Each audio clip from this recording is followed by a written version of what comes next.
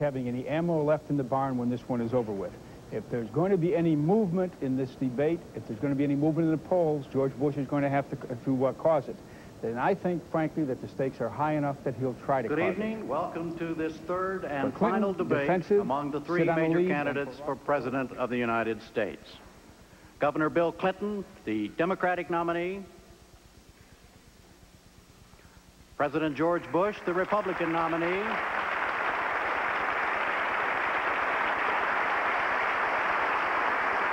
And independent candidate Ross Perot.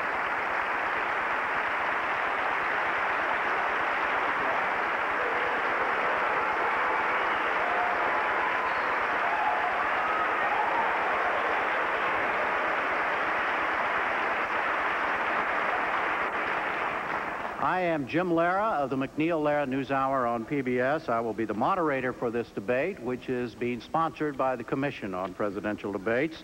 It will be 90 minutes long. It is happening before an audience on the campus of Michigan State University in East Lansing.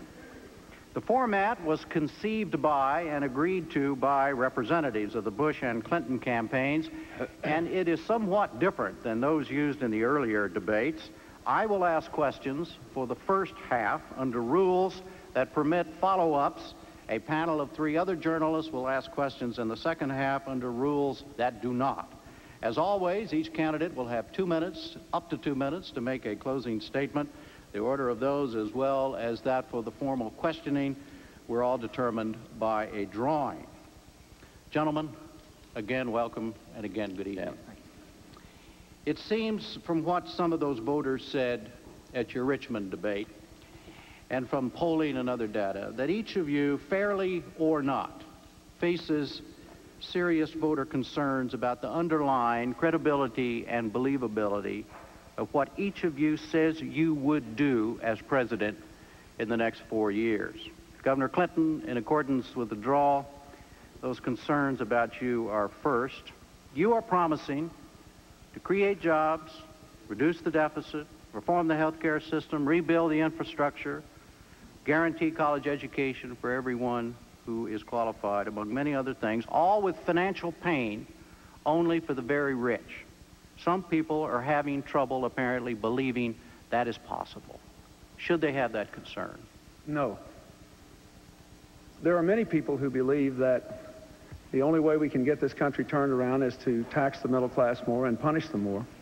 But the truth is that middle class Americans are basically the only group of Americans who have been taxed more in the 1980s and during the last 12 years, even though their incomes have gone down. The wealthiest Americans have been taxed much less, even though their incomes have gone up. Middle class people will have their fair share of changing to do and many challenges to face, including the challenge of becoming constantly re-educated. But my plan is a departure from trickle-down economics, just cutting taxes on the wealthiest Americans and getting out of the way. It's also a departure from tax and spend economics, because you can't tax and divide an economy that isn't growing. I propose an American version of what works in other countries. I think we can do it better. Invest and grow. I believe we can increase investment and reduce the deficit at the same time if we not only ask the wealthiest Americans and foreign corporations to pay their fair share, we also provide over $100 billion in tax relief in terms of incentives for new plants, new small businesses, new technologies, new housing, and for middle-class families. And we have $140 billion of spending cuts. Invest and grow. Raise some more money. Spend the money on tax incentives to have growth in the private sector. Take the money from the defense cuts and reinvest it in new transportation and communications and environmental cleanup systems. This will work. On this, as on so many other issues, I have a fundamental difference from the present administration. I don't believe trickle-down economics will work. Unemployment is up. Most people are working harder for less money than they were making 10 years ago. I think we can do better if we have the courage to change.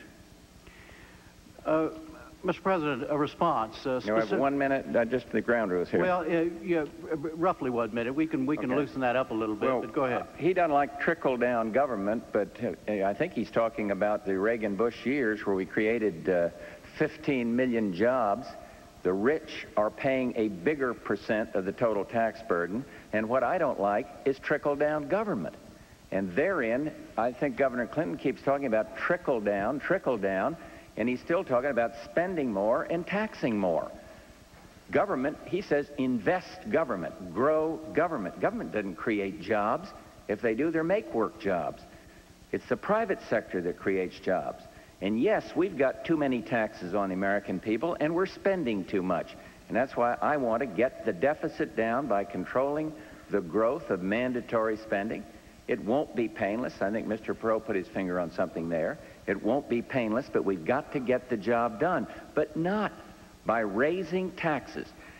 Mr. and Mrs. America, when you hear him say, we're going to tax only the rich, watch your wallet, because his figures don't add up, and he's going to sack it right to the middle-class taxpayer and lower if he's going to pay for all the spending programs he proposed. So we have a big difference on this trickle-down theory. I do not want any more trickle-down government. It's gotten too big. I want to do something about that.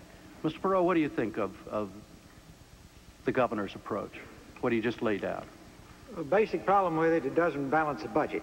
If you forecast it out, we still have a significant deficit under each of their plans, as I understand them. Our challenge is to stop the financial bleeding. If you take a patient into the hospital that's bleeding arterially, step one is to stop the bleeding. And we are bleeding arterially. There's only one way out of this, and that is to stop the deterioration of our job base, to have a growing, expanding job base, to give us the tax base. See, balancing the budget is not nearly as difficult as paying off the $4 trillion debt and leaving our children the American dream intact. We have spent their money. We've got to pay it back. This is going to take fair, shared sacrifice. My plan balances the budget within 6 years. We didn't do it faster than that because we didn't want to disrupt the economy. We gave it off to a slow start and a fast finish to give the economy time to recover. But we faced it and we did it. And we believe it's fair, shared sacrifice. The one thing I have done is lay it squarely on the table in front of the American people. You've had a number of occasions to see in detail what the plan is, and at least you'll understand it. I think that's fundamental in our country, that you know what you're getting into.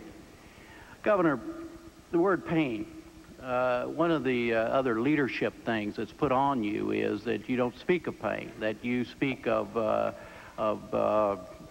all things. Nobody's going to really have to suffer under your plan. You've heard what Mr. Perot has said. He said to do the things that you want to do, you can't do it by just taking the money from the rich. That's what the president says as well. How do you respond to that? If the numbers don't add up. For one thing, let me just follow up here. I disagree with Mr. Perot that the answer is to put a 50-cent gas tax on the middle class and raise more taxes on the middle class and the working poor than on the wealthy. His own analysis says that unemployment will be slightly higher in 1995 under his plan than it is today. And as far as what Mr. Bush says, he is the person who raised taxes on the middle class after saying he wouldn't. And just this year, Mr. Bush vetoed a tax increase on the wealthy that gave middle-class tax relief. He vetoed middle-class tax relief this year. And furthermore, under this administration, spending has increased more than it has in the last 20 years, and he asked Congress to spend more money than it actually spent. Now, it's hard to outspend Congress, but he tried to for the last 3 years.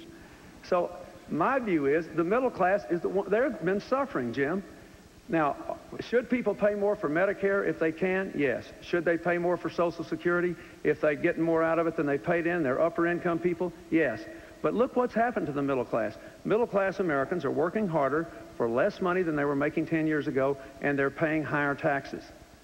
The tax burden on them has not gone down, it has gone up. I don't think the answer is to slow the economy down more, drive unemployment up more, and undermine the health of the private sector. The answer is to invest and grow this economy. That's what works in other countries, and that's what will work here. As a practical matter, Mr. President, do you agree with the governor when he says that the middle class, the taxes on the middle class, do your numbers agree that the taxes on the middle class have gone up during the last... Everybody's paying too much taxes. He refers to one tax increase.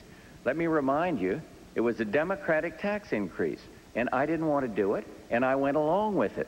And I said I make a mistake. If I make a mistake, I admit it. That's quite different than some. But I think that's the American way. I think everyone's paying too much. But I think this idea that you can go out and... Then he hits me for vetoing a tax bill. Yes, I did. And the American taxpayer ought to be glad they have a president to stand up to a spending Congress. We remember what it was like when we had a spending president and a spending Congress, and interest rates Who remembers that? They were at 21.5% under Jimmy Carter, and inflation was 15. We don't want to go back to that. And so, yes, everybody's taxed too much, and I want to get the taxes down, but not by signing a tax bill that's going to raise taxes on people. Mr. President, when you said just then that you admit your mistakes and you looked at Governor Clinton and said, what mistake is it that you want him to admit to? Well, the record in Arkansas. I mean, look at it. And that's what we're asking America to have? Now, look, he says Arkansas is a poor state. They are. But in almost every category, they're lagging. I'll give you an example. He talks about all the jobs he's created in 1 or 2 years. Over the last 10 years since he's been governor, they're 30% behind. 30%, they're 30% of the national average. On pay for teachers, on all these categories, Arkansas is right near the very bottom. You haven't heard me mention this before, but we're getting close now, and I think it's about time I start putting things in perspective. And I'm going to do that. It's not dirty campaigning, because he's been talking about my record for half a year here, 11 months here. And so we've got to do that. I've got to get it in perspective. What's his mistake? Admit it, that Arkansas is doing very, very badly against any standard. Environment, support for police officers, whatever it is. Governor, is that true? Mr. Bush's Bureau of Labor Statistics says that Arkansas ranks first in the country in the growth of new jobs this year. First. This year. Fourth in manufacturing jobs. Fourth in the reduction of poverty. Fourth in income increase. Over the last 10 years, we've created manufacturing jobs much more rapidly than the national average. Over the last 5 years, our income has grown more rapidly than the national average. We are second in tax burden, the second lowest tax burden in the country. We have the lowest per capita state and local spending in the country. We're low spending, low tax burden. We dramatically increased investment, and our jobs are growing. I wish America had that kind of record, and I think most people looking at us tonight would like it if we had more jobs and a lower spending burden on the government. Mr. Perot, if you were sitting at home now and just heard this exchange about Arkansas, who would you believe? I grew up 5 blocks from Arkansas. Let's put it in perspective. It's a beautiful state. It's a fairly rural state. It has a population less than Chicago or Los Angeles, or about the size of Dallas and Fort Worth combined. So I think probably we're making a mistake night after night after night to cast the nation's future on a unit that small. Why is that a mistake? It's irrelevant. What hit? You know, now, what he did as governor of Arkansas is irrelevant? No, but you can't, I could say, you know, that I ran a small grocery store on the corner, therefore I extrapolate that into the fact that I could run Walmart. That's not true.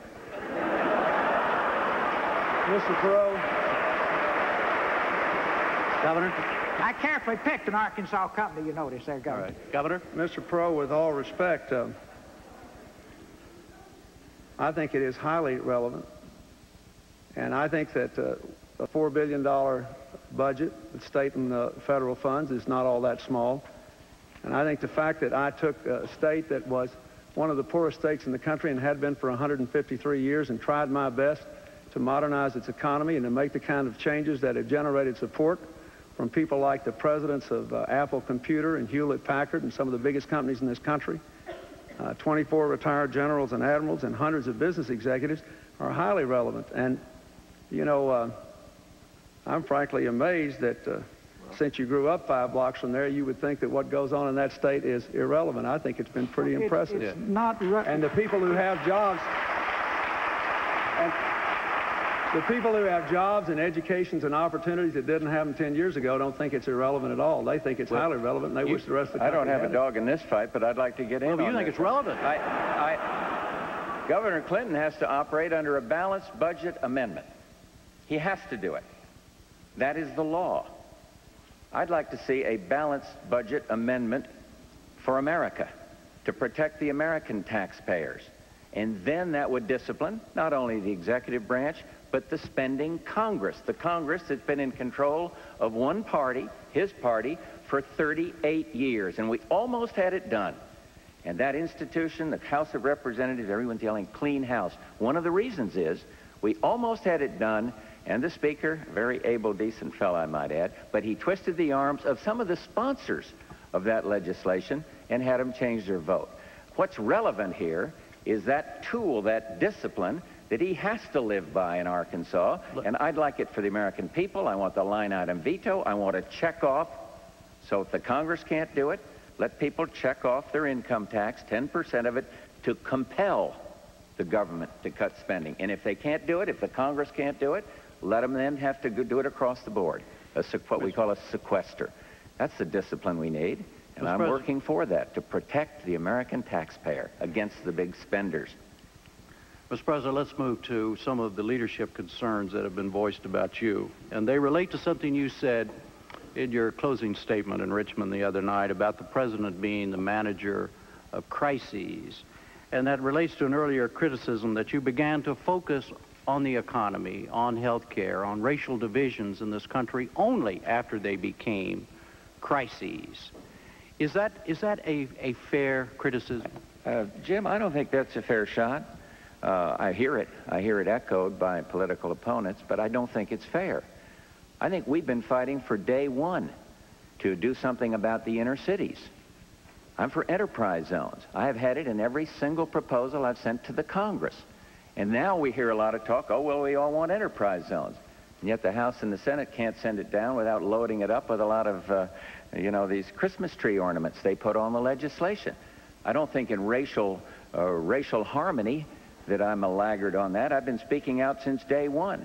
We've gotten the Americans for Disabilities Act, which I think is one of the foremost pieces of civil rights legislation. And yes, it took me to veto 2 civil rights quota bills because I don't believe in quotas. And I don't think the American people believe in quotas. And I beat back the Congress on that. And then we passed a decent civil rights bill that offers guarantees against discrimination in employment. And that is good.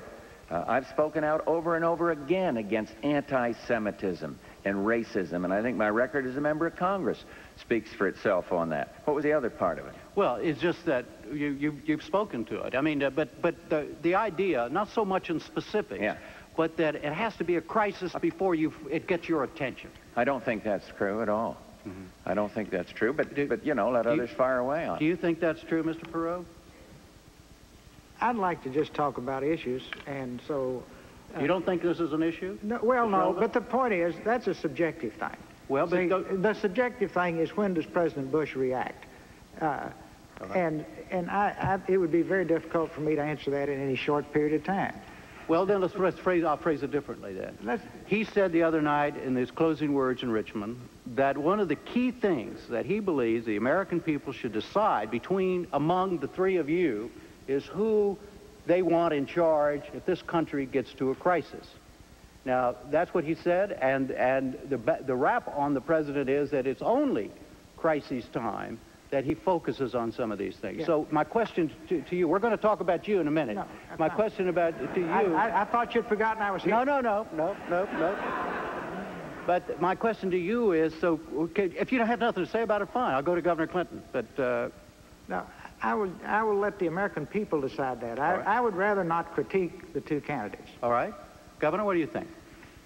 The only thing I would say about that is, I think that on the economy, Mr. Bush said for a long time there was no recession, and then said it would be better to do nothing than to have a compromise effort with the Congress. He really didn't have a new economic program until over 1,300 days into his presidency, and not all of his health care initiative has been presented to the Congress even now. I think it's important to elect a president who is committed to getting this economy going again, and who realizes we have to abandon trickle-down economics and put the American people first again, and who will send programs to the Congress in the first 100 days to deal with the critical issues that America is crying out for leadership on: jobs, incomes, the health care crisis, the need to control the economy. Those things deserve to be dealt with from day one. I will deal with them from day one. They will be my first priority, not my election year concern. Mr. President? Well, I think you're overlooking that we have had major accomplishments in the first term. But if you're talking about protecting the taxpayer against his friends in the United States Congress, go back to what it was like when you had a Democratic president and a Democratic Congress. You don't have to go back to Herbert Hoover. Go back to Jimmy Carter. And interest rates were 21%, inflation was 15%, The misery index, unemployment and inflation added together, it was invented by the Democrats, went right through the roof. We've cut it in half.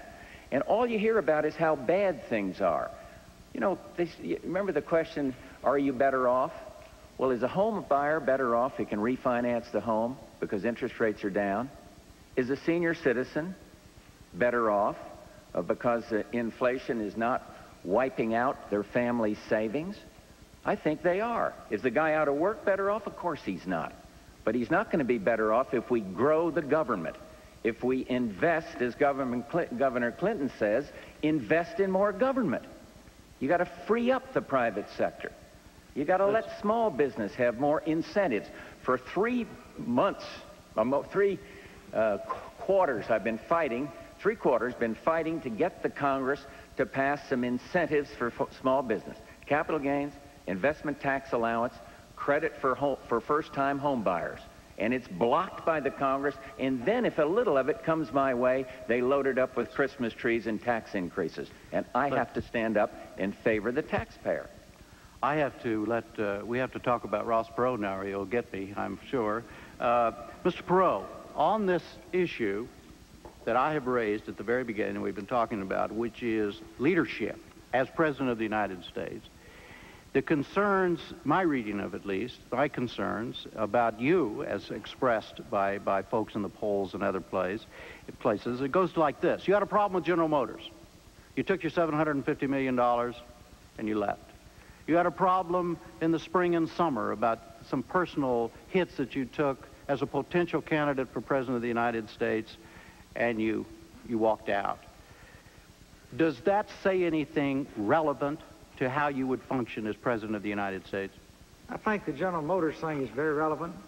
I did everything I could to get General Motors to face its problems in the mid-'80s while it was still financially strong. They just wouldn't do it. And everybody now knows the terrible price they're paying by waiting until it's obvious to the brain dead that they have problems. Now, hundreds, thousands of good, decent people, whole cities up here in this state are adversely impacted because they would not move in a timely way. Our government is at that point now. The thing that I am in this race for is to tap the American people on the shoulder and to say to every single one of you, fix it while we're still relatively strong. If you have a heart problem, you don't wait till a heart attack to address it. So the General Motors experience is relevant. At the point when I could not get them now to address those problems, I had created so much stress in the board, who wanted to just keep the Lawrence Welk music going, that they asked to buy my remaining shares. I sold them my remaining shares. They went their way, I went my way, because it was obvious we had a complete disagreement about what should be done with the company. But let's take my life in perspective.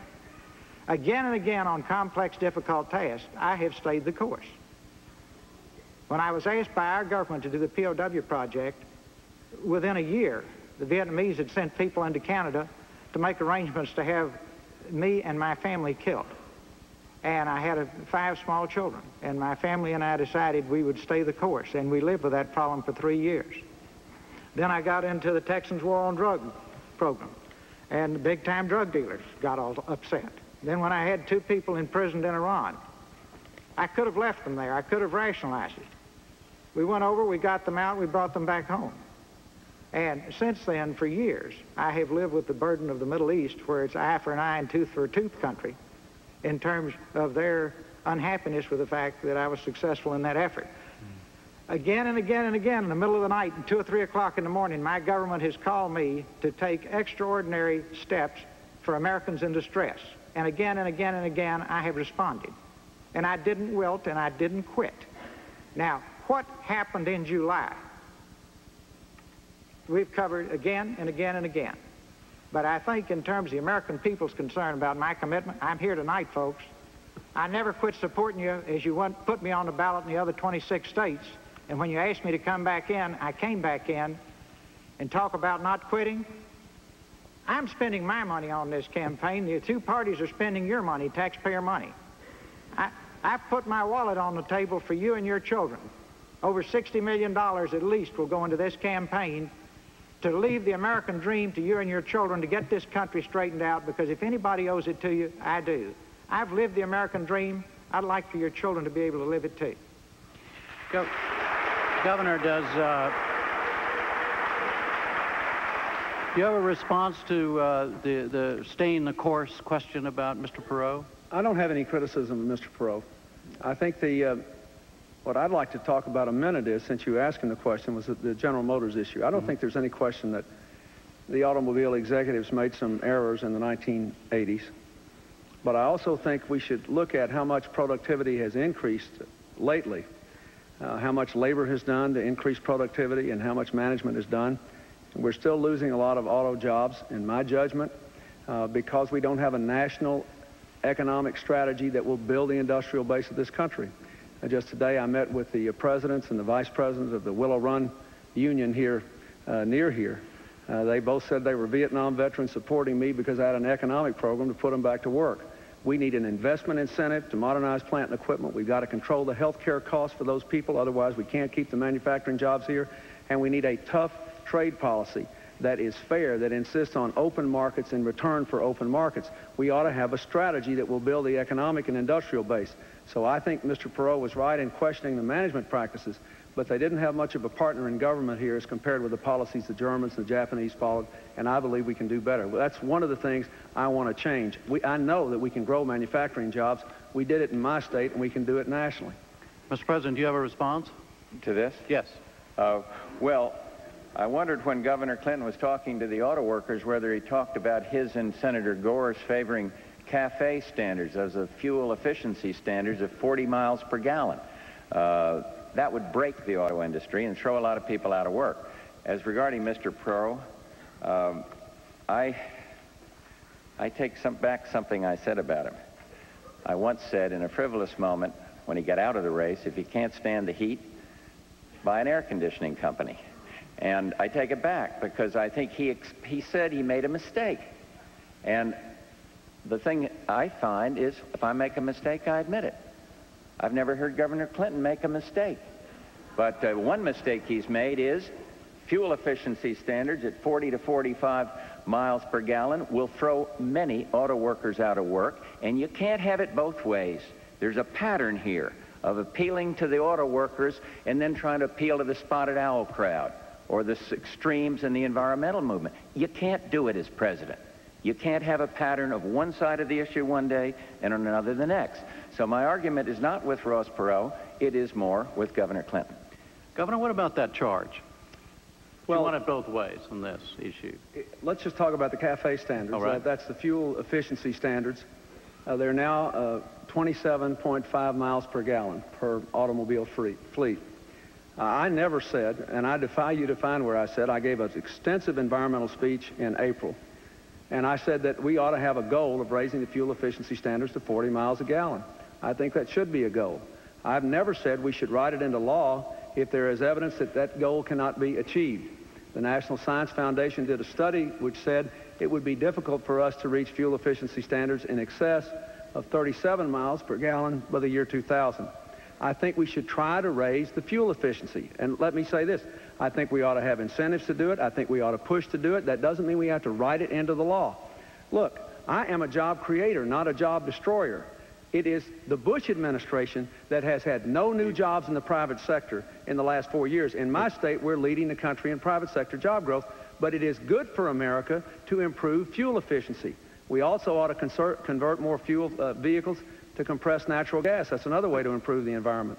Mr. Perot, based on your experience at General Motors, where do you come down in this? This has been thrown about back and forth during his campaign from the very beginning about jobs and CAFE standards. Well, everybody's nibbling around the edges. Let's go to the center of the bullseye of the core problem. And believe me, everybody on the factory floor all over this country knows it. You implement that NAFTA, the Mexican Trade Agreement, where they pay people $1 an hour, have no health care, no retirement, no pollution controls, et cetera, et cetera, et cetera. And you're going to hear a giant sucking sound of jobs being pulled out of this country right at a time when we need the tax base to pay the debt and pay down the interest on the debt and get our house back in order. We've got to proceed very carefully on that. There's a lot I don't understand. I do understand business. I do understand creating jobs. I do understand how to make things work. And I got a long history of doing that. Now, if you want to go to the core problem that faces everybody in manufacturing in this country, it's that agreement that's about to be put into practice. But here it's very simple. Everybody says it'll create jobs. Yes, it'll create bubble jobs. Now, you know, watch this. Listen very carefully to this. One-time surge while we build factories and ship machine tools and equipment down there. Then year after year for decades, they will have jobs.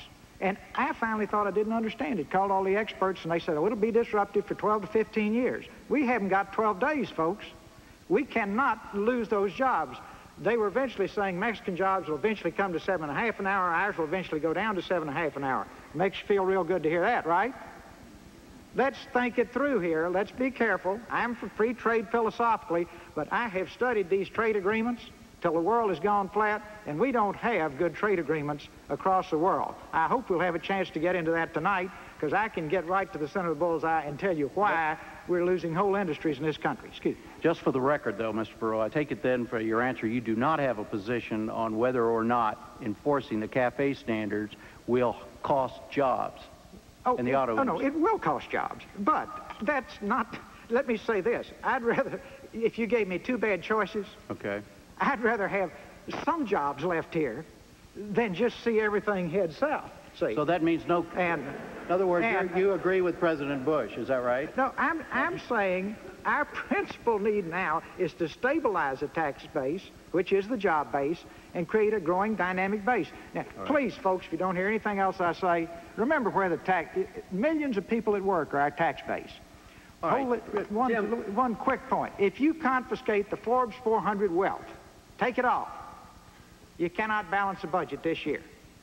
Kind of get your head straight about where the taxes, year in and year out, have got to come from. Millions and millions of people at work. I want to, yes, sir. Well, I'm caught in the middle on NAFTA. Ross says, with great conviction, he opposes the North American Free Trade Agreement. I am for the North American Free Trade Agreement. My problem with Governor Clinton, once again, is at one time he's going to make up his mind, he will see some merit in it, but then he sees a lot of things wrong with it. And then the other day he says he's for it, however, then we've got to pass other legislation. When you're President of the United States, you cannot have this pattern of saying, well, I'm for it, but I'm on the other side of it. And it's true on this, and it's true on CAFE. Look, if Ross were right on we got a free trade agreement with Mexico, why wouldn't they have gone down there now? You have a differential in wages right now. I just have an honest philosophical difference. I think free trade is going to expand our job opportunity. I think it is exports that have saved us when we're in a global slowdown, a connected global slowdown, a recession in some countries, and it's free trade, fair trade that needs to be our hallmark, and we need more free trade agreements, not fewer. Governor, a quick answer on trade, and I want to go on to something else. Well, I'd like to respond to that. You know, sure. Mr. Bush was very grateful when I was among the Democrats who said he ought to have the authority to negotiate an agreement with Mexico. Neither I nor anybody else, as far as I know, agreed to give him our proxy to say that whatever he did was fine for the workers of this country and for the interests of this country. I am the one who's in the middle on this. Mr. Perot says it's a bad deal. Mr. Bush says it's a hunky-dory deal. I say on balance it does more good than harm if we can get some protection for the environment so that the Mexicans have to follow their own environmental standards, their own labor law standards, and if we have a genuine commitment to re-educate and retrain the American workers who lose their jobs and reinvest in this economy. I have a realistic approach to trade. I want more trade. And I know there's some good things in that agreement, but it can sure be made better. Let me just point out, just today in the Los Angeles Times, Clyde Prestowitz, who was one of President Reagan's leading trade advisors and a lifelong conservative Republican, endorsed my candidacy because he knows that I'll have a free and fair trade policy, a hard-headed, realistic policy, and not get caught up in rubber stamping everything the Bush administration did. If I wanted to do that, why would I run for president, Jim? Anybody else can run the middle class down and run the economy in a ditch. I want to change it.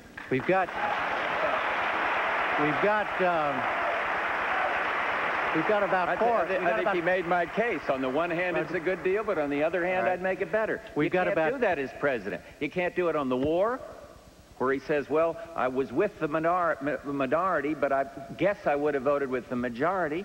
This is my point tonight. We're talking about 2 weeks from now, you got to decide who's going to be president. And there is this pattern that has plagued him in the primaries and now about trying to have it both ways on all these issues. You can't do that. And if you make a mistake, say you made a mistake and go on about your business, trying to serve the American people. Right now, we heard it. Ross is against it. I am for it. He says, on the one hand, I'm for it. Wait, but on the other, I may be against it. I said I could. I said,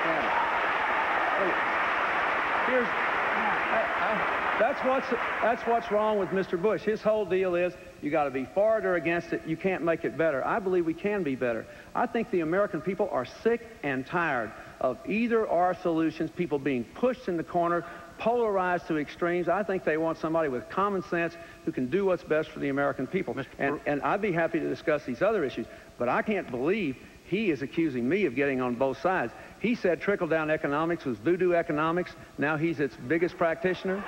He promised, let me just say. Sure. But I've always said trickle-down government is bad. I could run this string out a long time, but remember this, Jim.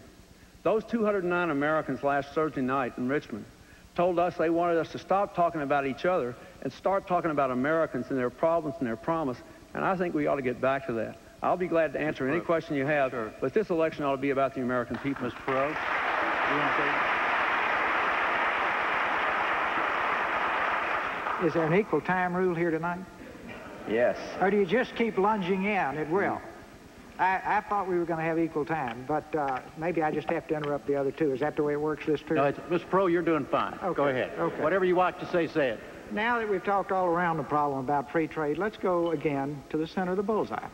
Wait a minute, I was going to ask, I thought you wanted to respond to what we're talking about. I do. All right. I just want to make sure, as foreign lobbyists, this whole thing, our country has sold out to foreign lobbyists. We don't have free trade.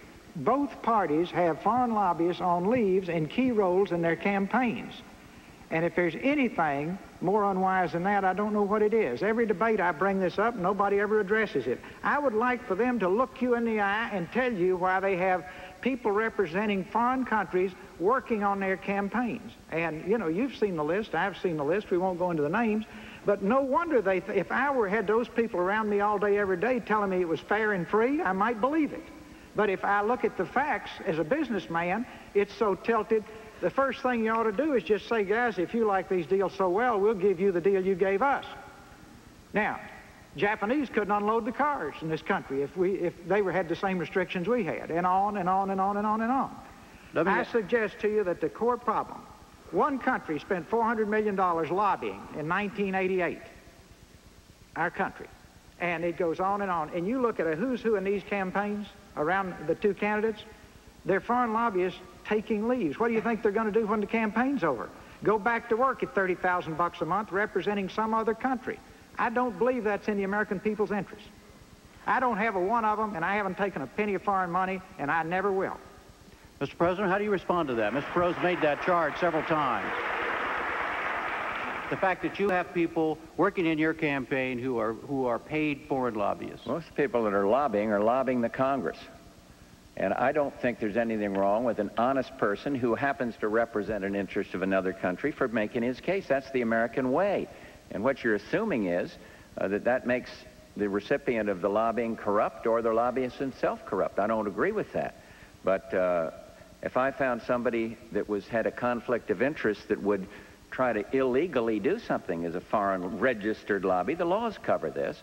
I don't know why, I've never understood quite why Mr. Perot was so upset about it, because one of the guys he used to have working for him, I believe, had foreign accounts. Could be wrong, but I think so. Yeah, and as soon as I found it out, he went out the door, too. Yeah. Well, but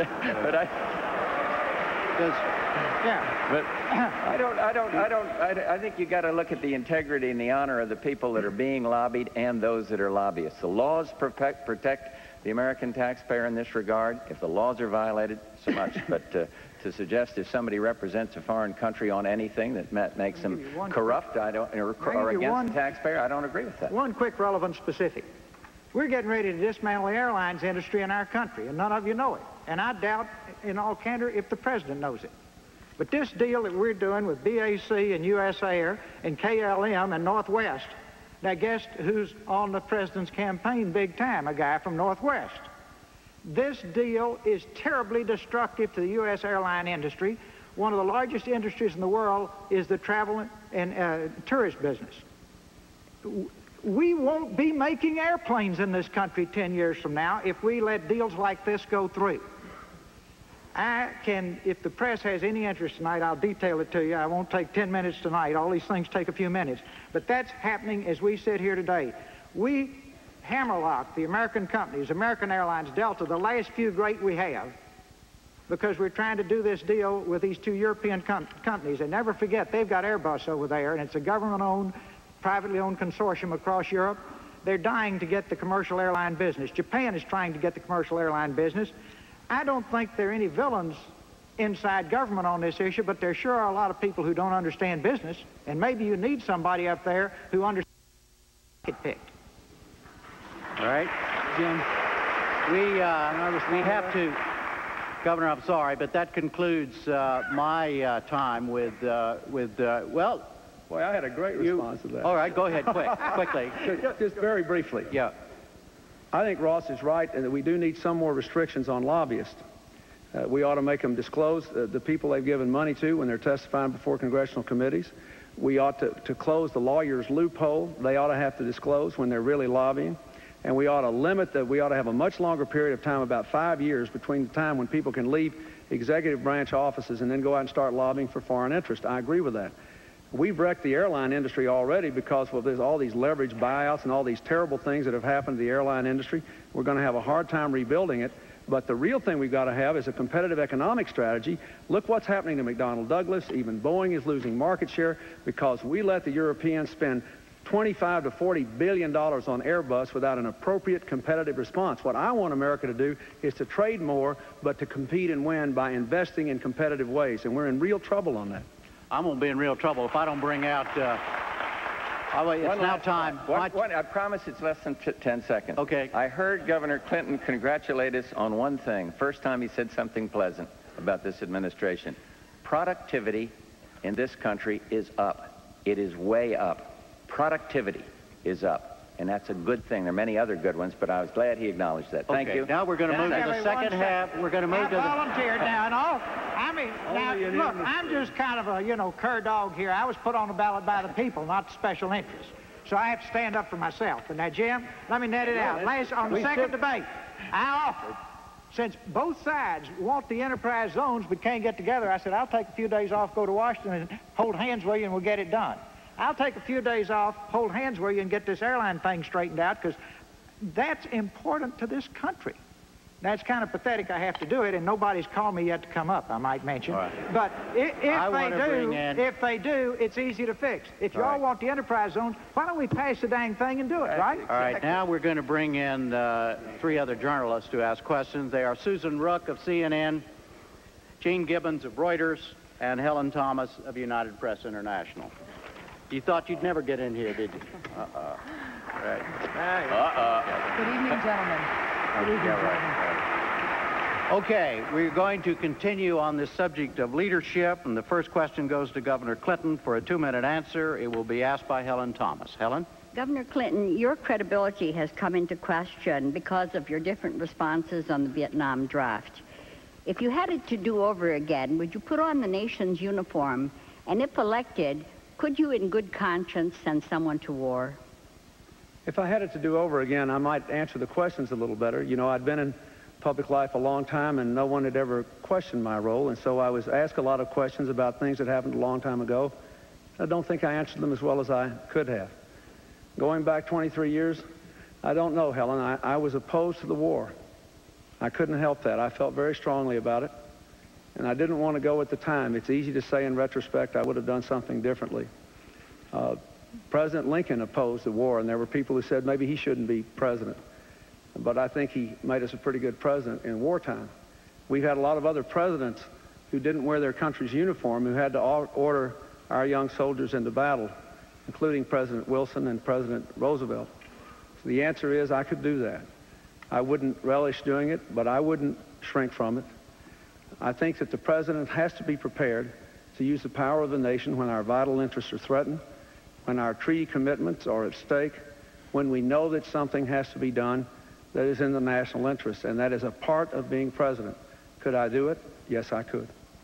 All right, a reminder now, we're back on the St. Louis rules, which means that the governor had his answer, and then each of you will have 1 minute to respond. Mr. President.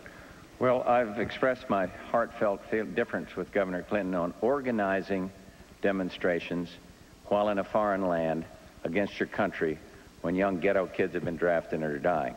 My argument with him on the question was about the draft is that there's this same pattern. In New Hampshire, Senator Kerry said you ought to level, you ought to tell the truth about it. On April 17th, he said he'd bring out all the records on the draft. They have not been forthcoming. He got a deferment or he didn't. He got a notice or he didn't. And I think it's this pattern that troubles me more than the draft. A lot of decent, honorable people felt as he did on the draft. But it is this pattern. And again, you might be able to make amendments all the time, Governor, but you got to, as president, you can't be on all these different sides, and you can't have this pattern of saying, well, I did this or I didn't, then the facts come out and you change it. That's my big difference with him on the draft. It wasn't failing to serve. Your minute is up, sir. Yes, sir. Mr. Perot, 1 minute. I've spent my whole adult life very close to the military. Feel very strongly about the people who go into battle for our country. Appreciate their idealism, their sacrifices, appreciate the sacrifices their families make. That's been displayed again and again in a very tangible way. I look on this as history. I don't look on it personally as relevant. And I consider it really a waste of time tonight when you consider the issues that face our country right now. All right, the next question goes to President Bush, and Gene Gibbons will ask it. Gene? Mr. President, you keep saying that you made a mistake in agreeing to a tax increase to get the 1990 budget deal with Congress. But if you hadn't gotten that deal, you would have either had to get repeal of the Gramm-Rudman Deficit Control Act or cut defense spending drastically at a time when the country was building up for the Gulf War and decimate domestic discretionary spending, including such things as air traffic control. If you had it to do all over again, sir, which of those alternatives would you choose? I wouldn't have taken any of the alternatives. I believe I made a mistake. I did it for the very reasons you say. There was one good thing that came out of that budget agreement, and that is we put a cap on discretionary spending. 1/3 of the president's budget is at the president's discretion, or really the Congress, since they appropriate every dime and tell a president how to spend every dime. We've put a cap on the growth of all that spending, and that's good, and that's helped. But I was wrong because I thought the tax compromise, going along with one Democratic tax increase, would help the economy. I see no evidence that it has done it. So what would I have done? What should I have done? I should have held out for a better deal that would have protected the taxpayer and not ended up doing what we had to do, or what I thought at the time would help. So I made a mistake, and you know, the difference I think is that I knew at the time I was going to take a lot of political flack. I knew we'd have somebody out there yelling, "Read my lips." And I did it because I thought it was right, and I made a mistake. That's quite different than taking a position where you know it's best for you. That wasn't best for me, and I knew it in the very beginning. I thought it would be better for the country than it was. So there we are. Mr. Perot, 1 minute. Mr. Perot.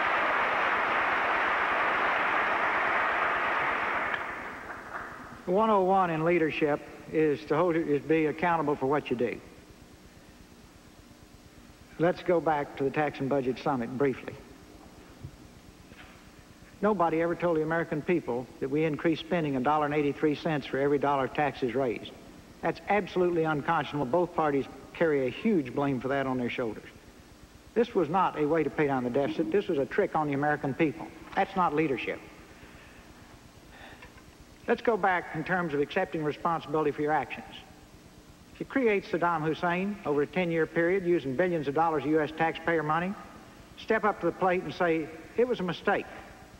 If you create Noriega using taxpayer money, step up to the plate and say it was a mistake. If you can't get your act together to pick him up one day when the Panamanian major has kidnapped him, and the Special Forces team is 400 yards away and it's a stroll across the park to get him, and if you can't get your act together, at least pick up the Panamanian major who they then killed, step up to the plate and admit it was a mistake. That's leadership, folks. Now, leaders will always make mistakes. We've created, and I'm not aiming at any one person here, I'm aiming at our government. Nobody takes responsibility for anything. We got to change that. I'm taking responsibility for saying your time's up. I'm watching the lights. All right. Governor Clinton, 1 minute, sir.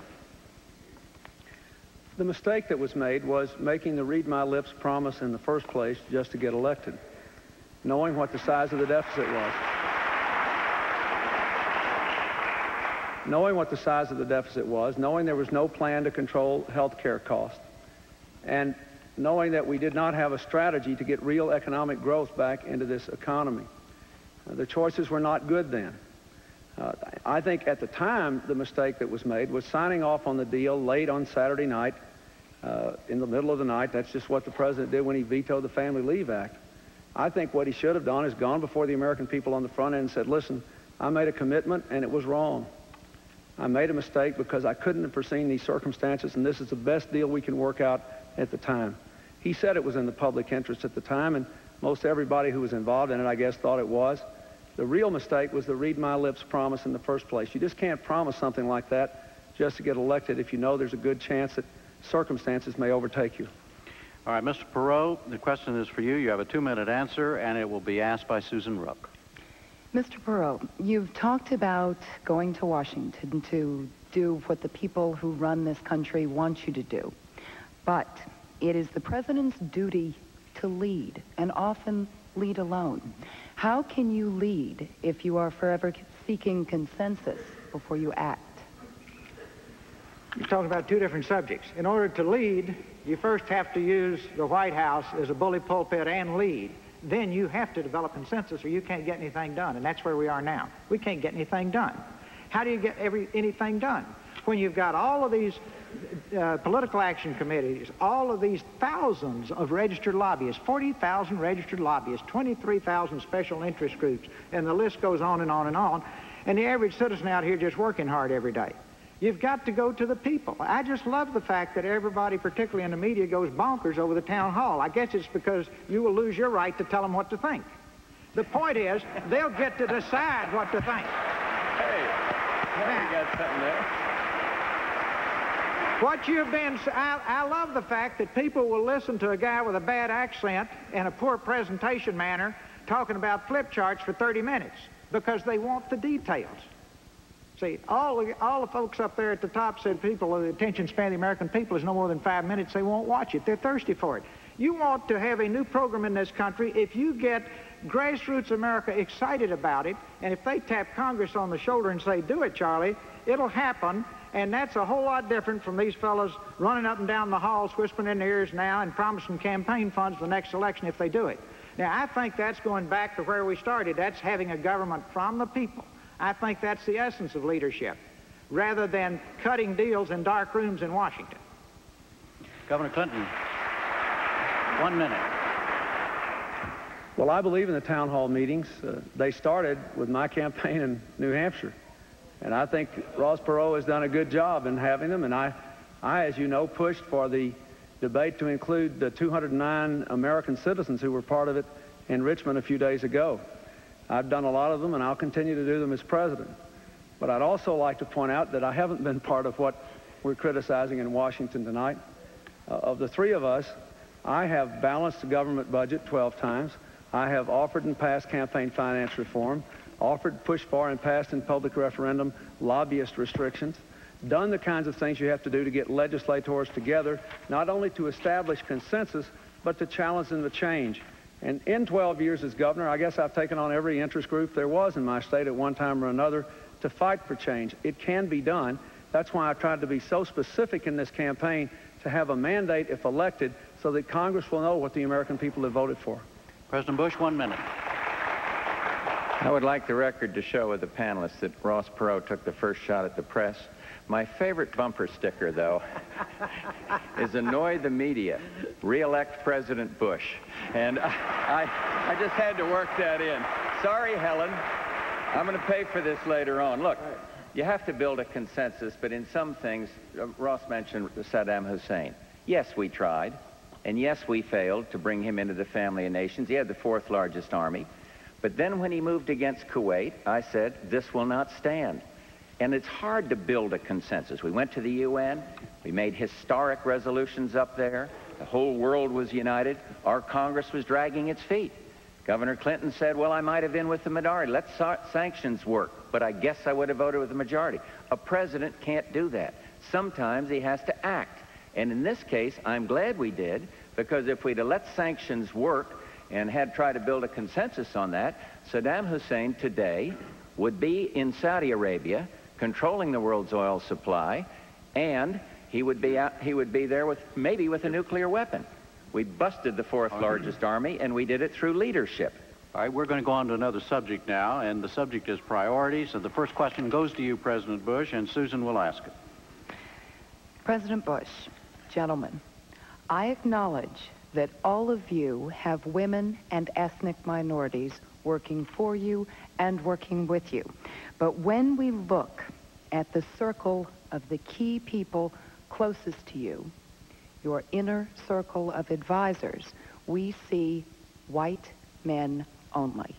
Why and when will that change? You don't see Margaret Tutwiler sitting in there with me today? The key people, President Bush. The key people. I happen to think she's a key person. Ceiling. I think our cabinet members are key people.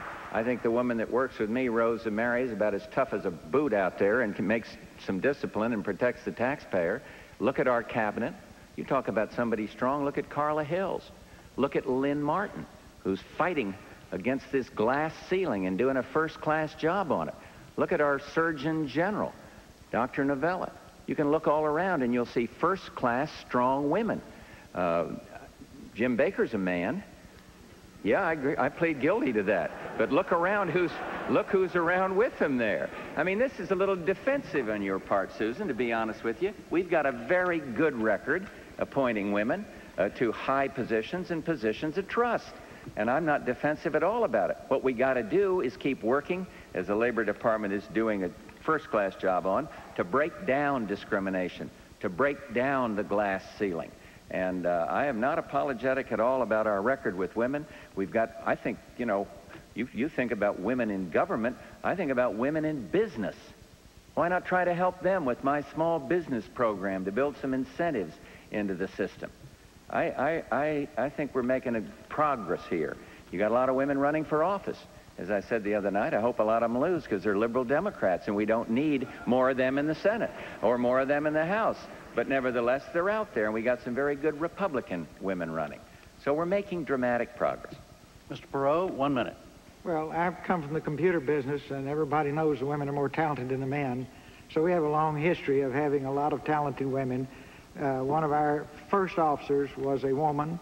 She's a chief financial officer. She was a director, and it was so far back it was considered so odd, and even though we were a tiny little company at the time, it made all the national magazines. But in terms of being influenced by women and being a minority, there they are right out there. My wife and my 4 beautiful daughters, and I just have one son, so he and I are surrounded by women telling us what to do all the time. And the rest of my minute, I want to make a very brief comment here in terms of Saddam Hussein. We told him that we wouldn't get involved with this border dispute, and we'd never reveal those papers that were given to Ambassador Glaspie on July the 25th. I suggest, in the sense of taking responsibility for your actions, we lay those papers on the table. They're not the secrets to the nuclear bomb. Secondly, we got upset when he took the whole thing. But to the ordinary American out there who doesn't know where the oil fields are in Kuwait, they're near the border. We told him he could take the northern part of Kuwait, and when he took the whole thing, we went nuts.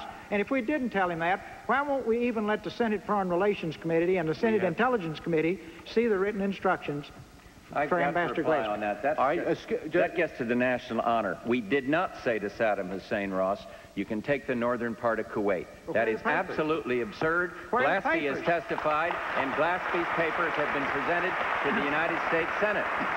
Okay. Now, please, let's be if you factual. have time, go through Nexus and Lexus, pull all the old news articles, look at what Ambassador Glaspi said all through the fall and what have you, and then look at what she and Kelly and all the others in state said at the end when they were trying to clean it up, and talk to any head of any of those key committees in the Senate.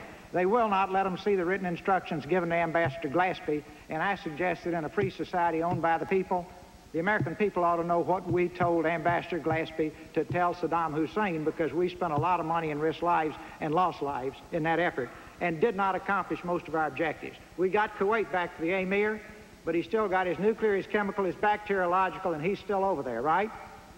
I'd like to see those written instructions. Sorry. Mr. President, when you just make sure that everybody knows what's going on here. When you responded directly to Mr. Perot, Yes. you violated the rule, your rules. Now, I'm more than willing. I apologize. When I No, make it's a okay. mistake, I sound No. very I just want to make sure that everybody. I just want to make sure everybody understands. If you all want to change the rules, we can do it. No, I don't. Okay, I all right. apologize for it. But Governor that one Clinton? got right to the national All right. honor. And Okay, I'm sorry. I just couldn't understand. Governor Clinton, you have a minute. Susan, I don't agree that there are no women and minorities in important positions in my campaign. There are many. But I think even more relevant is my record at home. For most of my time as governor, a woman was my chief of staff. An African American was my chief cabinet officer. An African American was my chief economic development officer. It was interesting today, there was a story today or yesterday in the Washington Post about my economic programs, and my chief budget officer and my chief economic officer were both African Americans, even though the Post didn't mention that, which I think is a sign of progress. The National Women's Political Caucus gave me an award, one of their Good Guy Awards, for my involvement of women in high levels of government, and I've appointed more minorities to positions of high level in government than all the governors in the history of my state combined before me. So that's what I'll do as president. I don't think we've got a person to waste, and I think I owe the American people a White House staff, a cabinet, and appointments that look like America, but that meet high standards of excellence, and that's what I'll do. All right, next question goes to you, Mr. Perot. It's a two-minute question, and Helen will ask it. Helen? Mr. Perot, what proof do you have that Saddam Hussein was told that he could have the... Do you have any actual proof, or are you asking for the papers? I really came in with another question, is what is this penchant you have to investigate everyone? Are those accusations correct? Investigating your staff, investigating the leaders of the grassroots movement, investigating associates of your family? No. They're not correct. And if you look at my life, until I got involved in this effort, I was one person. And then after the Republican Dirty Tricks group got through with me, I'm another person, which I consider an absolutely sick operation. And all of you in the press know exactly what I'm talking about. They investigated every single one of my children. They investigated my wife. They interviewed all of my children's friends from childhood on. They went to extraordinary, sick lengths. And I just found it amusing that they would take 2 or 3 cases where I was involved in lawsuits and would engage an investigator. The lawyers would engage an investigator, which is common. And the only difference between me and any other businessman that has the range of businesses I have is I haven't had that many lawsuits. So that's just another one of those little Fruit Loopy things they make up to try to, instead of facing issues, to try to redefine a person's that's running against them. This goes on night and day. I will do everything I can if I get up there to make Dirty Tricks a thing of the past. One of the 2 groups has raised it to an art form. It's a sick art form. Now let's go back to Saddam Hussein. We gave Ambassador Glaspi written instructions. That's a fact. We've never let the Congress and the Foreign Relations Senate Intelligence Committee see them. That's a fact. Ambassador Glaspi did a lot of talking right after July the 25th, and that's a fact, and it's all the newspapers, and you pull all of it at once and read it, and I did, and it's pretty clear what she and Kelly and the other key guys around that thing thought they were doing. Then, at the end of the war, when they had to go testify about it, their stories are a total disconnect from what they said in August, September, and October. So I say, this is very simple. Saddam Hussein released a tape, as you know, claiming it was a transcript of their meeting where she said, we will not become involved in your border dispute, and in effect, you can take the northern part of the country. We later said, no, that's not true. I said, well, this is simple. What were her written instructions? We guard those like the secrets to the atomic bomb, literally. Now, I say, whose country is this? This is ours.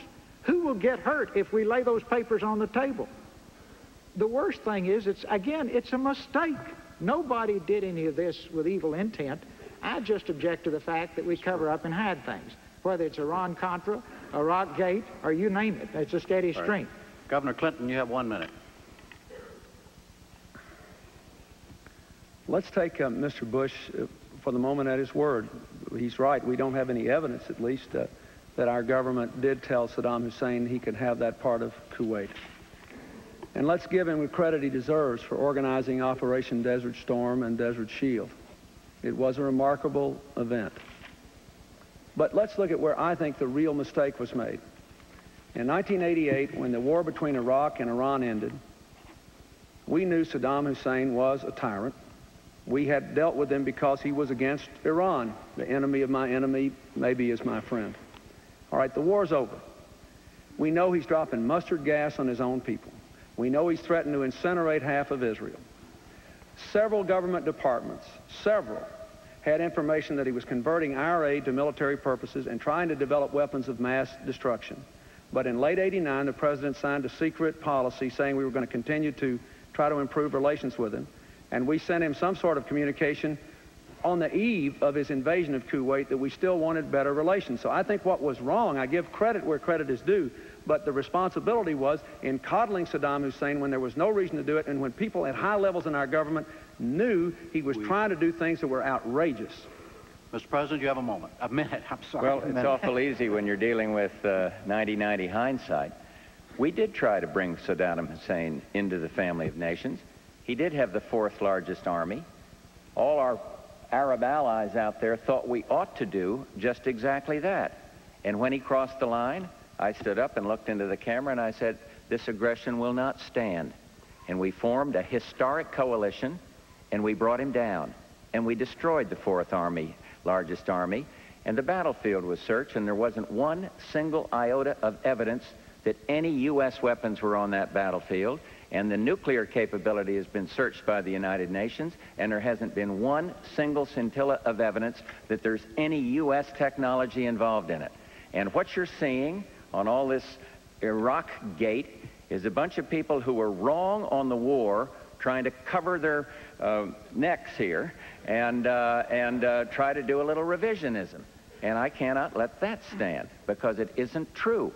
Yes, we had grain credits for Iraq, and there isn't any evidence that those grain credits were diverted into weaponry. None.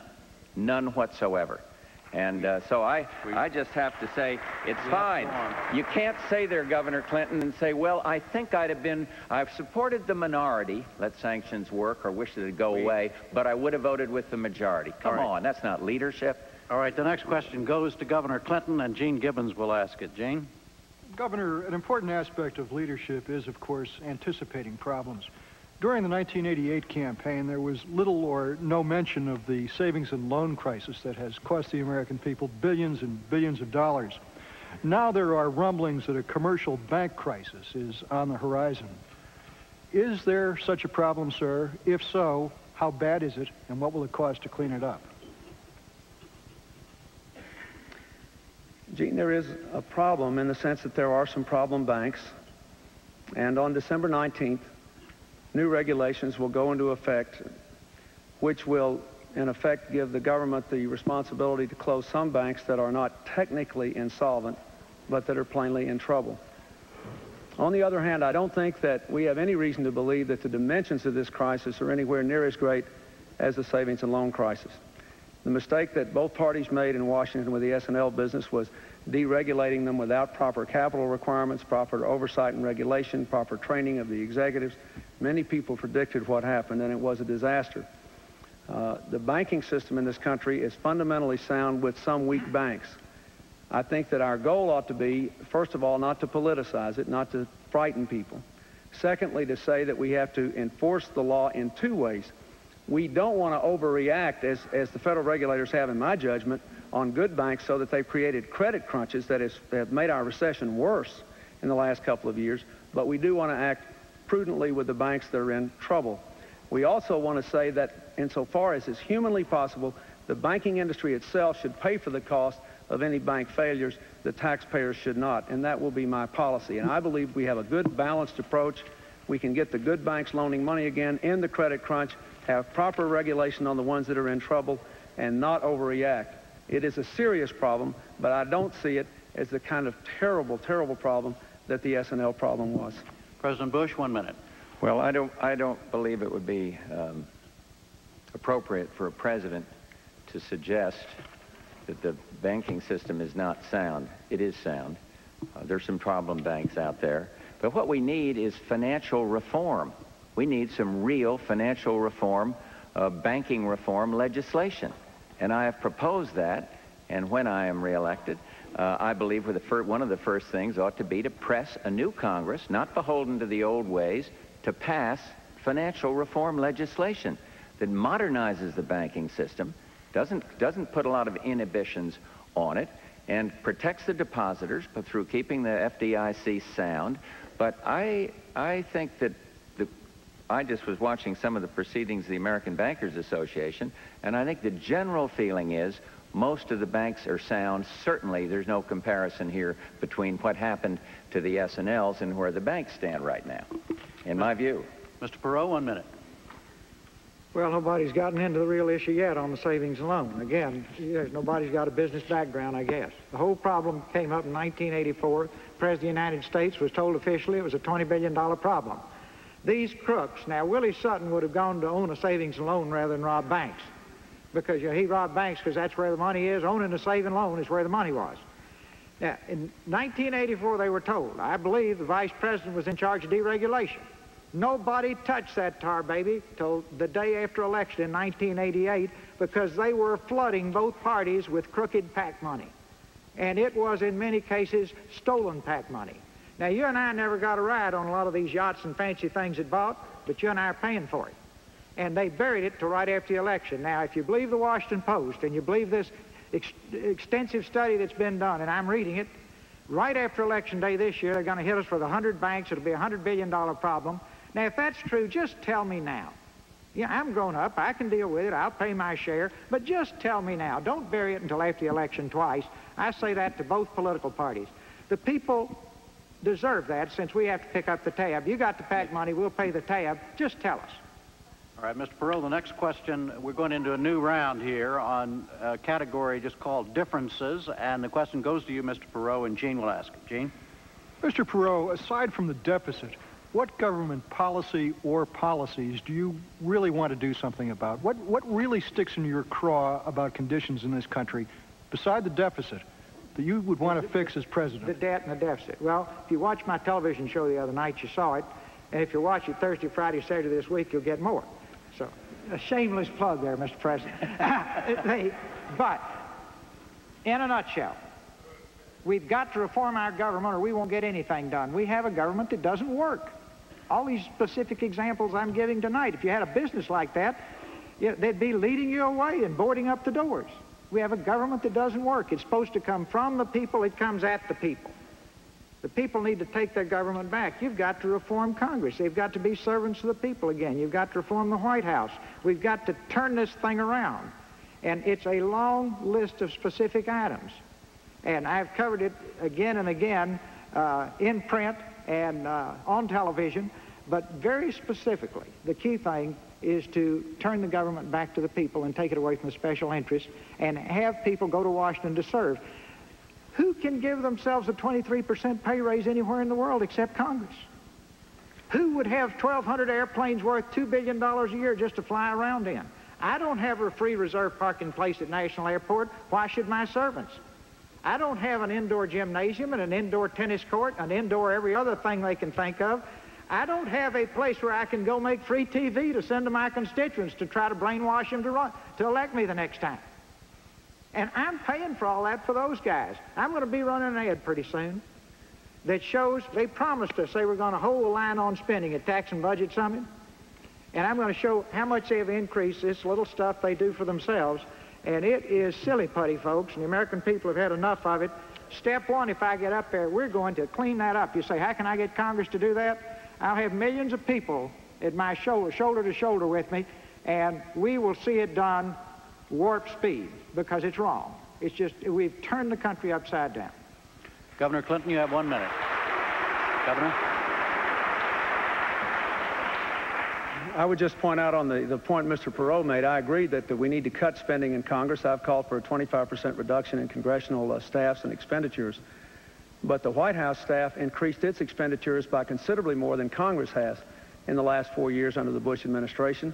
And Congress has actually spent $1 billion less than President Bush asked them to spend. Now, when you outspend Congress, you're really swinging. That, however, is not my only passion.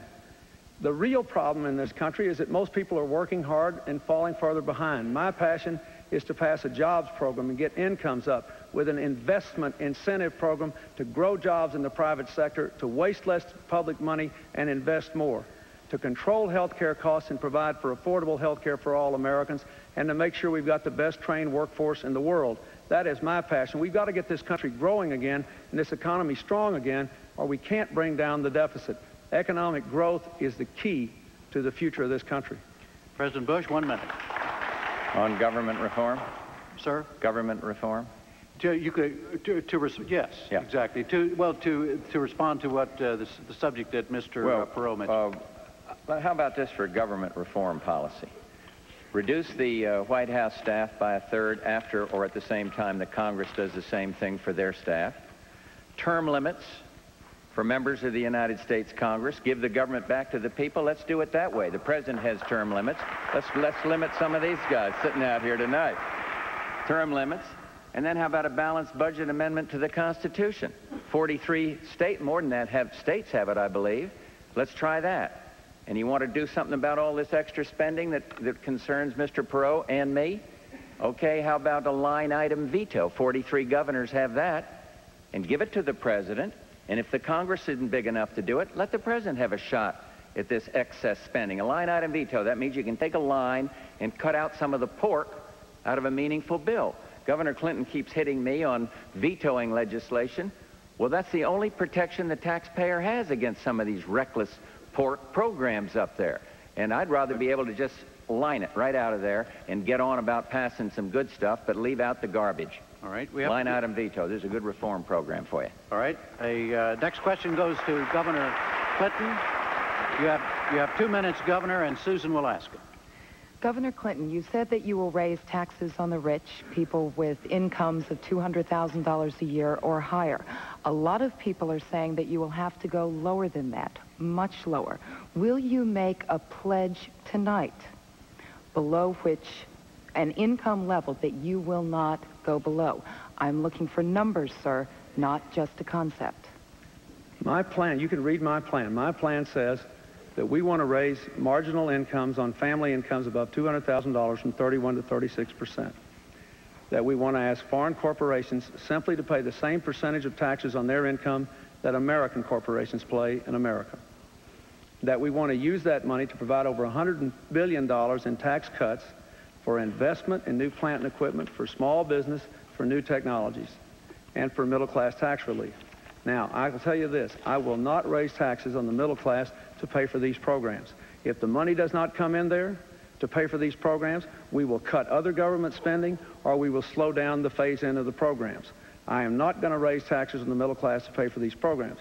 Now, furthermore, I am not going to tell you, read my lips on anything, because I cannot foresee what emergencies might develop in this country. And the president said never, never, never, never would he raise taxes in New Jersey. And within a day, Marlin Fitzwater, his spokesman, said, now that's not a promise. So I think even he has learned that you can't say read my lips because you can't know what emergencies might come up. But I can tell you this, I'm not going to raise taxes on middle-class Americans to pay for the programs I recommended. Read my plan. And you know how you can trust me about that? Because, you know, in the first debate, Mr. Bush made some news. He had just said Jim Baker was going to be Secretary of State, but in the first debate he said no, now he's going to be responsible for domestic economic policy. Well, I'll tell you, I'll make some news in the third debate. The person responsible for domestic economic policy in my administration will be Bill Clinton. I'm going to make those decisions. and I won't raise taxes on the middle class to pay for my program. President Bush, you have 1 minute. That's what worries me, that he's going to be responsible. And he's going to do, and he would do for the United States what he's done to Arkansas. He would do for the United States what he's done to Arkansas. We do not want to be the lowest of the low. We are not a nation in decline. We are a rising nation. Now, my problem is, I heard what he said. He said, I want to take it from the rich, raise $150 billion from the rich. To get $150 billion in new taxes, you got to go down to the guy that's making $36,600. And if you want to pay for the rest of his plan, all the other spending programs, you're going to sock it to the working man. So when you hear tax the rich, Mr. and Mrs. America, watch your wallet. Lock your wallet, because he's coming right after you, just like Jimmy Carter did, and just like you're going to end up with interest rates at 21%, and you're going to have inflation going through the roof. Yes, we're having tough times, but we do not need to go back to the failed policies of the past when you had a Democratic president and a spendthrift Democratic Congress. Jim. Mr. Perot. Jim, wait a minute. Wait. You permitted Mr. Bush to break the rules, he said, to defend the honor of the country. What about the honor of my state? We ranked first in the country in job growth. We got the lowest spending, state and local, in the country, and the second lowest tax burden. And the difference between Arkansas and the United States is that we're going in the right direction, and this country's going in the wrong direction, and I have to defend the honor of my state. We've got a wash, according to my calculations. We have a wash, and we go to Mr. Perot for 1 minute. In other words, the violation of the rule. That's what I meant, Mr. Perot. So I'm the only one that's untarnished at this point. All right, you're clear. You're clear. Go ahead, Bob. Go ahead. I'm sure I'll do it before it's over. Key thing here, see, we all come up with images. Images don't fix anything. I think, I'm starting to understand it. You stay around this long enough, you think about it, if you talk about it in Washington, you think you did it. If you've been on television about it, you think you did it. What we need is people to stop talking and start doing. Now, our real problem here is they both have plans that will not work. The Wall Street Journal said your numbers don't add up. And you take it out on charts, you look at all the studies the different groups have done, you go out 4, 5, 6 years, we're still drifting along with a huge deficit. So let's come back to harsh reality. And what everybody says, gee, Perot, you're tough. I'm saying, well, this is not as tough as World War II, and it's not as tough as the Revolution. And it's fair shared sacrifice to do the right thing for our country and for our children. And it will be fun if we all work together to do it. All right. This is the last question, and it goes to President Bush for a 2-minute answer, and it will be asked by Helen. Mr. President, why have you dropped so dramatically in the leadership polls from the high 80s to the 40s? And you have said that you will do anything you have to do to get reelected. What can you do in 2 weeks to win reelection? Well, I think the answer to why the drop, I think, has been the economy in the doldrums. Why I'll win is I think I have the best plan of the three of us up here to do something about it. Mine does not grow the government. It does not have government invest. It says we need to do better in terms of stimulating private business. We got a big philosophical difference here tonight between one who thinks the government can do all these things through tax and spend and one who thinks it ought to go the other way. And so I believe the answer is I'm going to win it because I'm getting into focus my agenda for America's renewal. And also, I think that Governor Clinton's had pretty much of a free ride on looking at specifically at the Arkansas record. He keeps criticizing us, criticizing me. I'm the incumbent. Fine. But he's an incumbent.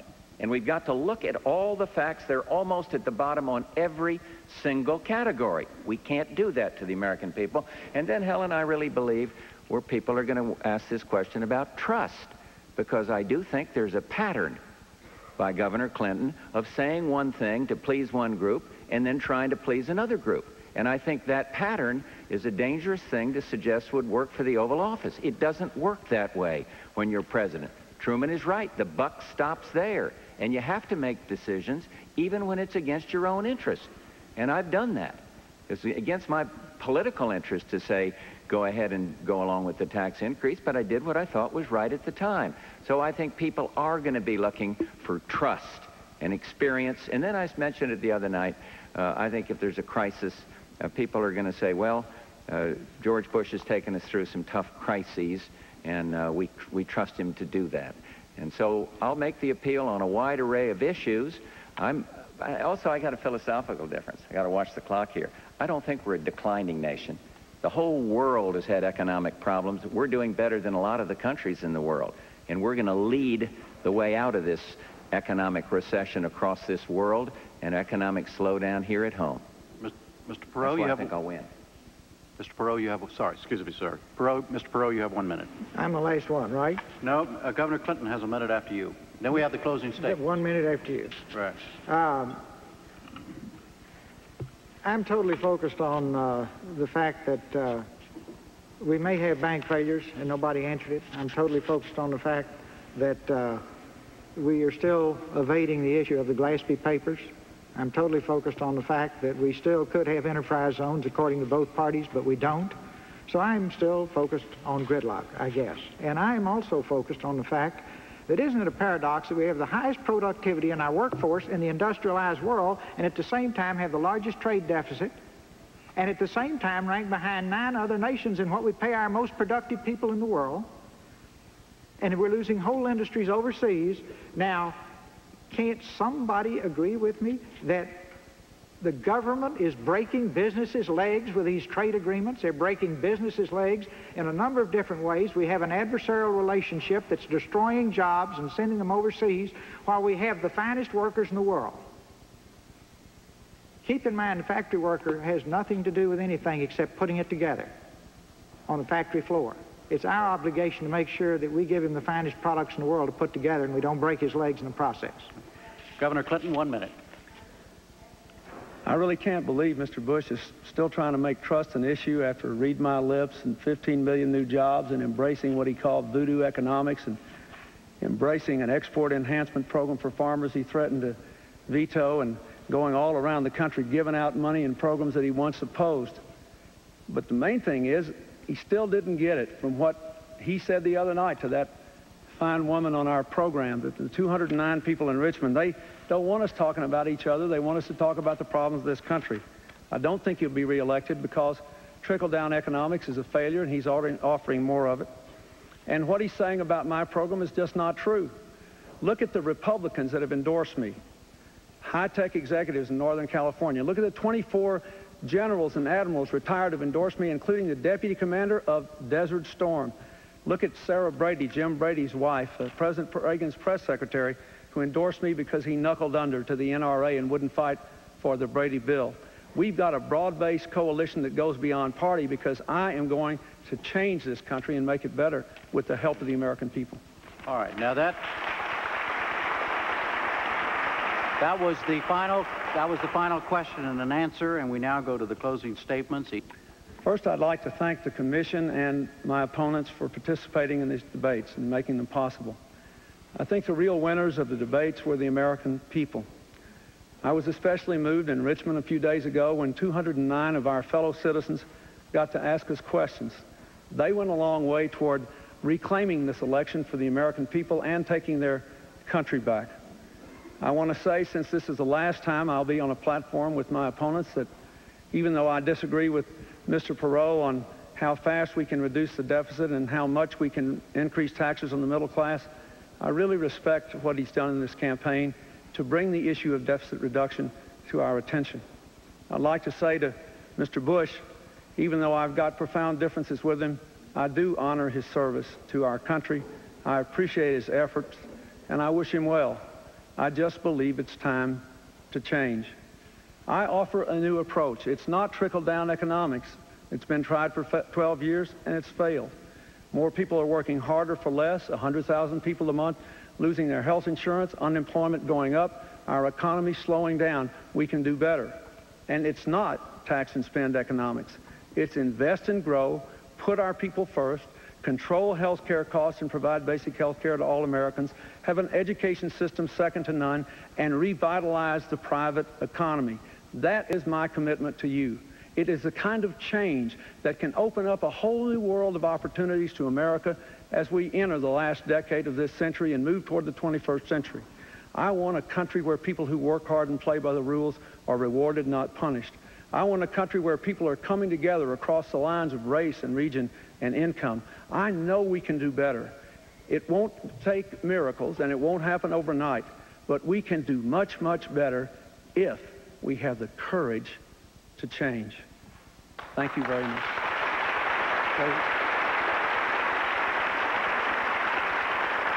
President Bush, your closing statement, sir. 3 weeks from now, two weeks from tomorrow, America goes to the polls, and you're going to have to decide who you want to lead this country to economic recovery. On jobs, that's the #1 priority, and I believe my program for stimulating investment, encouraging small business, brand new approach to education, strengthening the American family, and yes, creating more exports is the way to go. I don't believe in trickle-down government. I don't believe in larger taxes and larger government spending.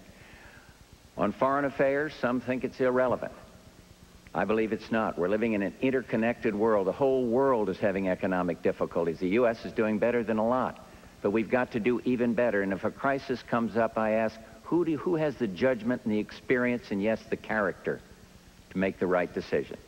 And lastly, the other night on character, Governor Clinton said it's not the character of the president, but the character of the presidency. I couldn't disagree more. Horace Greeley said the only thing that endures is character. And I think it was Justice Black who talked about great nations, like great men, must keep their word. And so the question is, who will safeguard this nation? Who will safeguard our people and our children? I need your support. I ask for your vote. And may God bless the United States of America.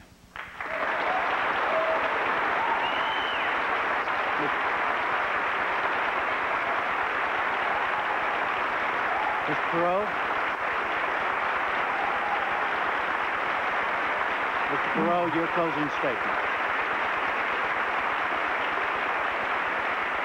Mr. Perot, your closing statement, sir. To the millions of fine, decent people who did the unthinkable and took their country back in their own hands and put me on the ballot, let me pledge to you that tonight is just the beginning. These next 2 weeks, we will be going full steam ahead to make sure that you get a voice and that you get your country back. This Thursday night on ABC from 8:30 to 9, Friday night on NBC from 8 to 8:30, and Saturday night on CBS from 8 to 8:30, we'll be down in the trenches under the hood working on fixing the old car to get it back on the road. Now, question is, can we win? Absolutely we can win because it's your country. Question is really is who do you want in the White House? It's that simple. Now, you got to stop letting these people tell you who to vote for. You got to stop letting these folks in the press tell you you're throwing your vote away. You got to start using your own head.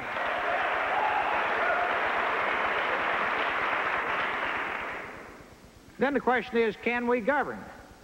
I love that one. The we is you and me. You bet your hat we can govern because we will be in there together. And we will figure out what to do, and you won't tolerate gridlock. You won't tolerate endless meandering and wandering around, and you won't tolerate non-performance. And believe me, anybody that knows me understands I have a very low tolerance for non-performance also. Together, we can get anything done. The President mentioned that you need the right person in a crisis. Well, folks, we got one, and that crisis is a financial crisis. Pretty simply, who's the best qualified person up here on the stage to create jobs? Make your decision and vote on November the 3rd. I suggest you might consider somebody who's created jobs. Second, who's the best person to manage money? I suggest you pick a person who's successfully managed money. Who's the best person to get results and not talk? Look at the record, make your decision. And finally, who would you give your pension fund and your savings account to manage? And last one, who would you ask to be the trustee of your estate and take care of your children if something happened to you? Finally, to your students up there, God bless you. I'm doing this for you. I want you to have the American dream. And to the American people, I'm doing this because I love you. That's it. Thank you very much. All right, my thanks. Mr. Perot. Thank you, Mr. Perot. Thank you, Mr. President. Thank you, Governor Clinton, for being with us tonight and the previous debates. Thank you to the panel. The only thing that is left to be said is, from Michigan State University in East Lansing, I'm Jim Lara. Thank you and good night. And so concludes this third and final presidential debate in Campaign USA 92, a very spirited exchange on the issues throughout the evening. Let's go now for some quick reactions, beginning with CNN Special Assignment Ken Bodie. Ken, what did you think? Well, it's too bad it didn't start as well as it ended. I thought for a while there we were going to have a net information loss. We did have good issues raised tonight. We had issues of Clinton's record in Arkansas, Bush's record with Iraq and SNL's, all very good things. I think overall, Bill Clinton didn't get a pass tonight, but he didn't get hurt badly. And when it's all said and done, one Republican said today, in order for George Bush to win, he had to take a pistol out and shoot Bill Clinton at this stage. He didn't have a pistol. He didn't shoot Bill Clinton. Clinton walks off the stage unscarred pretty much. And so as Ross Perot would say, you can hear out there a giant sucking sound. And what it says is, this election's over in 14 days. That's when it's over. All right, Chicago Tribune's Elaine Kovich. Elaine, what did you think? Well, I think President Bush didn't do much for the gender gap this evening. You know, that's one of the issues where he's kind of weak, is with women. And when he called Susan Rook of CNN defensive, I think there were a lot of women around the country who cringed. Whatever points he was trying to make against Bill Clinton in terms of his alleged pattern of duplicitousness or anything like that may have been a bit tempered by his attitude towards the question about women in his cabinet. I think Bill Clinton held his own tonight. He didn't really beat up too much on President Bush. In fact, Ross Perot did most of that. I think Bill Clinton owes Perot a big pat on the back for hitting at Bush the way he did. All right, Bob Maynard of the Oakland Tribune. Bob, your reaction. Catherine, I don't know what the spin doctors are going to say to you in a few minutes, but let me tell you what I think from what I just saw. I clearly think I saw George Bush just lose the election. The jury was still out as to whether George Bush had a vision for the future of America. Tonight was his very last night, his last opportunity to speak to the American people. He sank instead to an incoherent and stale agenda, the same one we've been hearing now for weeks. Bill Clinton, on the other hand, was cool, calm, and collected. And Ross Perot, I think at the end, was running for financial planner rather than for president. But in any event, he did no good for his cause. Professor Larry Sabato, what are your thoughts, please?